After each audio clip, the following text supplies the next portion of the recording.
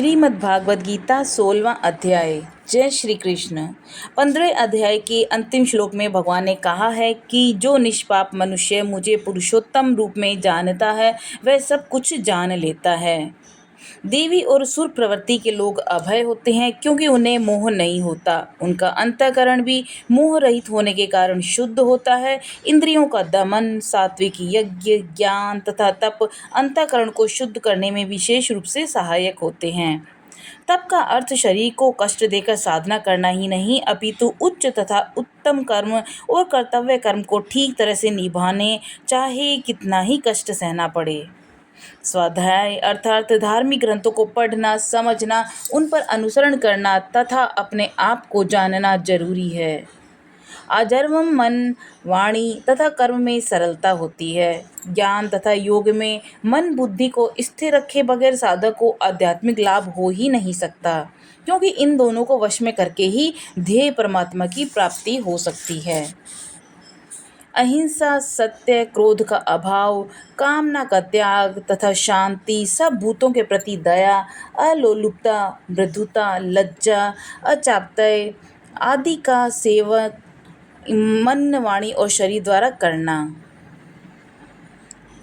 सत्य से भी यहाँ गहरा अर्थ है प्राकृतिक सत्य, जो एक गहन विषय है, जिसके अनुसार भगवान ही मात्र एक सत्य है। जगत तो मिथ्या होने के कारण साधक को भ्रमित करता है, क्योंकि सांसारिक सत्य तो मात्र व्यवहारिक ही होता है जो परिवर्तनशील है।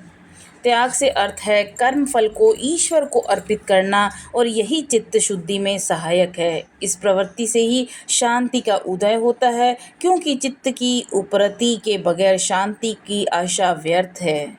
अहिंसा का अर्थ है पीड़ा का पूर्ण वर्जन, अर्थात उत्तेजना के बावजूद और सामर्थ्य होने पर भी किसी को पीड़ित नहीं करना, क्योंकि पीड़ित करना आसुरी भाव होने के कारण साधना में बाधक होते हैं।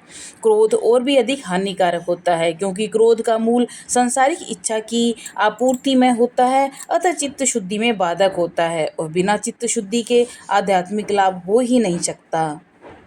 अपेशून का अर्थ है परनिंदा का त्याग। अलोलुपता का अर्थ है मन की चंचलता ही है, यानी कोई भी विषय मन को वासना रूप में आकर्षित न कर सके। अलोलुप भाव लोभ के त्याग का भाव होता है। दया तो धर्म का मूल ही होता है, इसलिए साधक हर व्यक्ति तथा पीड़ित जीव की वेदना अपनी ही वेदना समझता है। साधक को सरल और मृदुल होना भी जरूरी है, तथा कुकर्मों से ही नहीं परंतु कुकर्म के भाव मात्र से भी लज्जास्पद अनुभव करना होता है। अचापल्य से अभिप्राय अचांचल्य है, अर्थात अपने आप को दृढ़ अनुशासन में रखना आवश्यक है। तेज, क्षमा, धृति, शौच, अद्रोह, हे अर्जुन, ये सब देवी प्रवृत्ति से उत्पन्न गुण हैं। तेज अंतःकरण की विशेष संपदा है, जिससे दूसरों पर तेजस्वी का प्रभाव स्वयं ही हो जाता है।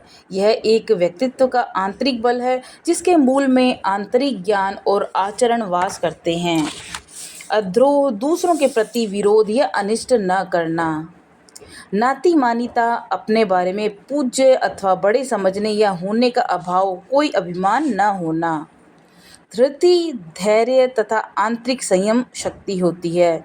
साधना में धृति की विशेष जरूरत रहती है, क्योंकि योग सिद्धि में अंदर की दृढ़ता आवश्यक है। शौच शरीर और अंतःकरण दोनों की पवित्रता का नाम है, क्योंकि अंतःकरण की निर्मलता के बिना आध्यात्मिक मार्ग में विकास हो ही नहीं सकता। हे पार्थ, दंभ, दर्प, अभिमान, क्रोध, पारुष्य और अज्ञान, यह सब आसुरी संपदा वाले पुरुष से उत्पन्न हुआ करते हैं। यह आसुरी संपदा वाले पुरुष से उत्पन्न हुए का लक्षण है। दंभ का अर्थ है झूठा दिखावा करना।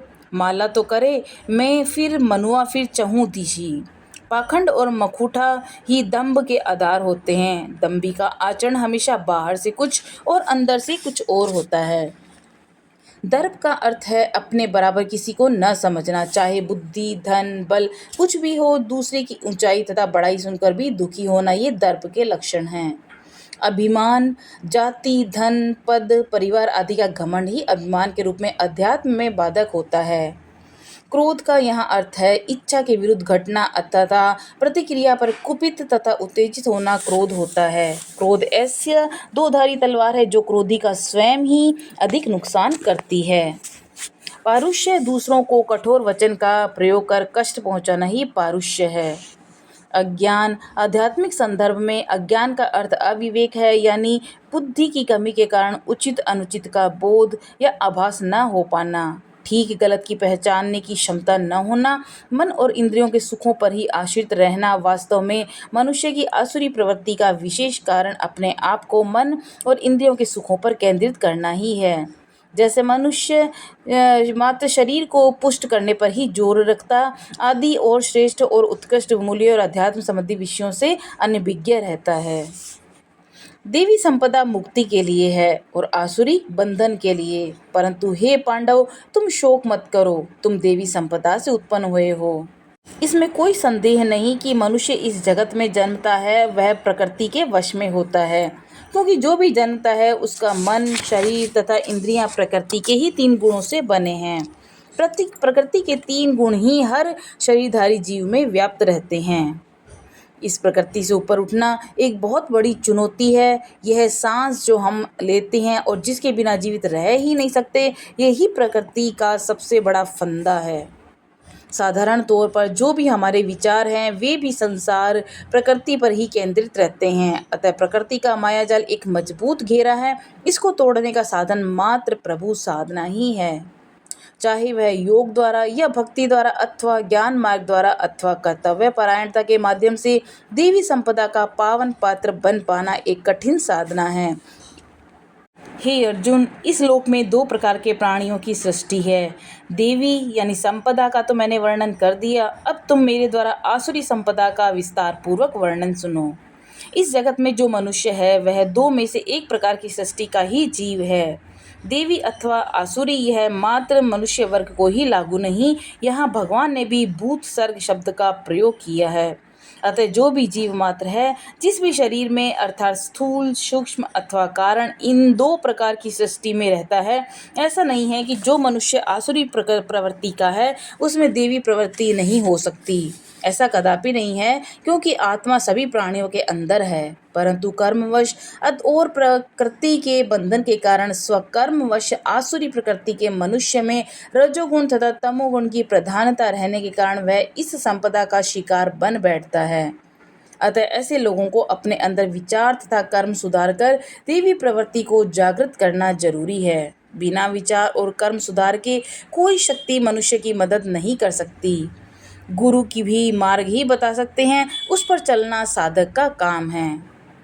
आसुरी प्रकृति वाले लोग प्रवृत्ति और निवृत्ति को नहीं जानते, इसलिए उन्हें बाहर तथा भीतर की शुद्धि नहीं होती। वे चित्त आचरण का पालन करते, न उनमें सत्य भाषण ही होता है। तो इस जगत में निवृत्ति और प्रवृत्ति 2 मार्ग है। निवृत्ति मार्ग अध्यात्म साधना और प्रभु प्राप्ति का मार्ग है। यह मार्ग देवी प्रवृत्ति के लोग ग्रहण करते हैं। प्रवृत्ति मार्ग सांसारिक सफलता मार्ग है, जिसमें रजोगुण की प्रधानता रहती है। पांडव निवृत्ति पथ के अनुयायी थे और कौरव प्रवृत्ति पथ के धर्म पांडव का आधार था, अतः वे विजयी हुए। परंतु कुछ ऐसे लोग हैं जो प्रवृत्ति मार्ग से भी नीचे के स्थान में हैं, उनमें तमोगुण की प्रधानता रहती है, तभी वे न सत्य का पालन करते हैं, न उसका आचरण उचित और शुद्ध होता है, और शुद्धि उनमें न शरीर की होती है न मन की। अर्थात ऐसे लोग धरती पर बोझ ही बने रहते हैं। उनमें आध्यात्मिक और धार्मिक जिज्ञासा नहीं होती। सत्य के पालन का आध्यात्मिक लाभ तो उनकी समझ में आता ही नहीं। आसुरी संपदा वाले कहते हैं कि यह संसार असत्य, अप्रतिष्ठित और बिना ईश्वर के है और केवल स्त्री पुरुष के संभोग से उत्पन्न हुआ है, अतः काम ही इसका कारण है, दूसरा नहीं।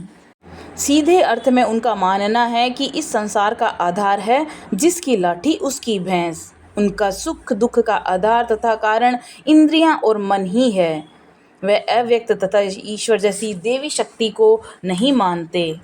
इस जगत के पीछे भी वे किसी परम सत्य और परमात्मा का हाथ नहीं मानते। उनके अनुसार शरीर, स्त्री पुरुष के शारीरिक संभोग से ही यह मनुष्य, जगत और जीव उत्पन्न होता है। इस प्रकार की दृष्टि वाले, नष्ट स्वभाव, अल्प बुद्धि, क्रूर कर्म वाले लोग जगत के शत्रु जगत को नष्ट करने के लिए जन्म लेते हैं। कभी न पूरी होने वाली कामनाओं का आधार लेकर दंभ, मान और मद से उन्मत्त अशुभ सिद्धांत का अवलंबन करके मोह के कारणवश दुष्ट भावों को ग्रहण करके संसार में विचरते रहते हैं। श्री भगवान कहते हैं कि वे मृत्यु पर्यंत चिंताग्रस्त रहते हैं। उनकी प्रवृत्ति उपभोक्ता सामग्री के संग्रह में रत रहती है तथा काम भोग ही उनका आजीवन निश्चय होता है। अतः परलोक, पुनर्जन्म, पुण्य कर्म, चित्त शुद्धि आदि श्रेष्ठ क्रियाएं उनके विचार के दायरे में आती ही नहीं। उनके पुरुषार्थ का आजीवन केंद्र बिंदु कामिनी तथा कांचन ही रहता है। वे आशा की सैकड़ों श्रृंखलाओं में बंधे हुए मनुष्य काम क्रोध के परायण होकर विषय भोगों के लिए अन्यायपूर्वक धन आदि का संग्रह करने की चेष्टा करते रहते हैं। आसुरी प्रवृत्ति के मनुष्य के जीवन काल का ध्येय विषय भोग तथा भोग विलास ही होता है। काम वासना ही उनका धंधा रहता है और इस लक्ष्य की पूर्ति के लिए वे लोग अन्याय द्वारा धन संग्रह करके इन कुख्यात वासनाओं की पूर्ति करते रहते हैं। क्रोध का प्रयोग वे सज्जनों को डराने धमकाने के लिए करते हैं और इसी को अपना तेज मान बैठते हैं। एक के बाद अनेक कल्पनाओं में धन संग्रह, भोग विलास और दूसरों को कष्ट देना उनकी दृढ़ जीवन शैली बन जाती है और काम वासना के वेग की पूर्ति का नशा उन पर सवार रहता है। वे सोचते रहते हैं कि मेरी आज इतनी प्राप्ति हो गई, अब इस मनोरथ को प्राप्त करना है, इतना धन जोड़ लिया और इतना और जोड़ लूँगा। तो आसुरी प्रवृत्ति के लोगों के विभिन्न मनोरथ का कारण तथा केंद्र लोभ और लालसा ही होते हैं। कर की चोरी, वस्तुओं में मिलावट, जालसाजी, घूस, चालाकी, बेईमानी, इन सब माध्यमों का प्रयोग करके धन और वैभव के जोड़ और वितरण तथा अधिक संग्रह उनकी बेचैनी के निरंतर कारण बने रहते हैं। इस प्रकार की आसुरी प्रवृत्ति की समाज में कलह, अशांति और विनाश का कारण बनी रहती है। वह शत्रु मैंने मार दिया, अब दूसरे शत्रुओं को मार डालूंगा, मैं ही ईश्वर हूँ। हमारे पास बहुत भौतिक संग्रह है, हम सिद्ध हैं, हम बहुत बलवान अथवा सुखी हैं। मैं बहुत धनी हूँ, कुटुंबी हूँ, कौन है दूसरा ऐसा जो मेरे बराबर हो। ऐसे हम यज्ञ करेंगे, दान करेंगे, मौज मस्ती करेंगे। अज्ञान में इस तरह मोहित रहने वाले अज्ञ आसुरी लोग इसी तरह कई प्रकार से भ्रमित चित्त वाले मोह जाल में समावृत भौतिक भोगों में अति आसक्त मनुष्य भयंकर नरक में गिरते हैं। अपने को पूज्य मानने वाले, अनम्र, धन और मद के नशे में चूर रहने वाले, दंभ के कारण अविधि पूर्वक से यज्ञ करते हैं। साधारण जीवन में उनका आधार अकड़, ऐंठ, अभिमान, मद, दंभ ही रहता है। इस व्यवहार के द्वारा वे दूसरों को दबाने और अपने आप को उछालने का प्रयास करते हैं। वे लोग अहंकार, बल, घमंड, काम तथा क्रोध का आश्रय करके अपने और दूसरों की देह में अवस्थित मुझ से द्वेष करते हैं। भगवान आत्मा रूप में सब जीवों के अंदर वास करते हैं। भगवान वास्तव में शुद्ध और सात्विक कर्मों से प्रसन्न होते हैं। इसलिए नहीं कि मनुष्य के शुद्ध कर्मों से भगवान को लाभ या बल मिलता है, अपितु इसलिए कि शुद्ध और सात्विक कर्मों के कर्ता का अपना उद्धार शुद्ध कर्मों पर ही निर्भर है। आसुरी लोगों का व्यवहार, जिसका आधार अहंकार, बल, दर्प, दंभ, काम और क्रोध होता है, परमात्मा को जो सबके अंदर आत्मा रूप में स्थित है, श्री कृष्ण भगवान कहते हैं कि उन क्रूर और द्वेष करने वाले नराधम संसार में अशुभ कर्म करने वाले को बार बार मैं आसुरी योनियों में डालता रहता हूँ। भगवान तो हमेशा निष्पक्ष और उदासीन हैं। वे स्वयं न कुछ करते न कराते हैं, वे लिप्त नहीं होते, वे तो सदा साक्षी रूप ही हैं। तो प्रश्न उठता है कि उन द्वेष करने वाले नराधम अशुभ कर्मियों को संसार में आसुरी योनियों में क्यों डालते हैं। वास्तव में भगवान स्वयं किसी को न कोई सजा देते हैं न कोई इनाम, वह तो निर्मल साक्षी हैं। यह सब कुछ तो प्रकृति के अटल नियम अनुसार ही संसार चलता है। कर्म ही इसका आधार है। कुकर्मियों के कुकर्म ही उन्हें आसुरी योनियों में डालते हैं और भगवान ने कहा है कि जो मुझे भजता है मैं भी उसे उसी प्रकार भजता हूँ। नराधम मनुष्यों को भगवान का भजन आता ही नहीं, परंतु भगवान फिर भी भला चाहते हैं, क्योंकि आखिर देर सवेर सबने ही इस संसार से अपने घर यानी भगवान की ओर जाना है।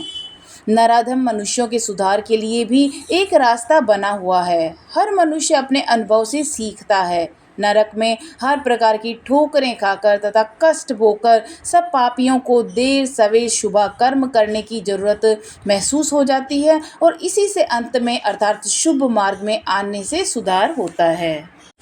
हे अर्जुन, मूढ़ लोग मेरे को न प्राप्त कर जन्म जन्म में आसुरी योनि को प्राप्त होते हैं और फिर उससे भी अति नीच गति को प्राप्त होते हैं, घोर नरक में पड़े रहते हैं। काम, क्रोध, लोभ ये 3 प्रकार के नरक द्वार हैं जो आत्मा को अधोगति में ले जाते हैं। अतएव इन तीनों को त्याग देना चाहिए। यहाँ पर भगवान कह रहे हैं कि मनुष्य साधक को सतर्क होकर काम, क्रोध और लोभ से दूर रहना चाहिए, अर्थात इंद्रियों और मन को हमेशा अनुशासित करना चाहिए। अतः यम और नियम का प्रयोग जीवन में जरूरी है। हे अर्जुन, इन तीनों नरकों के द्वारों से मुक्त पुरुष अपने कल्याण का आचरण करता है और मुझको ही प्राप्त हो जाता है। भगवान की प्राप्ति के इच्छुक को यह अनिवार्य है कि काम, क्रोध तथा लोभ को मोक्ष मार्ग का भयंकर शत्रु समझकर इनसे लगाव ही न रखे। वास्तव में काम, क्रोध, मोह इस संसार में सफल जीवन बिताने में भी बाधक हैं। भगवान साधक को सावधान कर रहे हैं कि काम, क्रोध और लोभ ये तीनों मार्ग नरक में सीधा पहुंचाते हैं और फिर साधक को छूटने का तरीका नहीं। इन तीनों द्वारों से मुक्त होकर ही पुरुष अपना आचरण सुधार करता है, अर्थात इन तीनों द्वारों से दूर रह सकता है, यानी काम, क्रोध और लोभ में लिप्त रहते हुए भगवान प्राप्ति का प्रयास एक असफल परिश्रम ही है। अतः पहले काम, क्रोध और लोभ का त्याग कर ही यम नियम को व्रत कर साधना अत्यावश्यक है।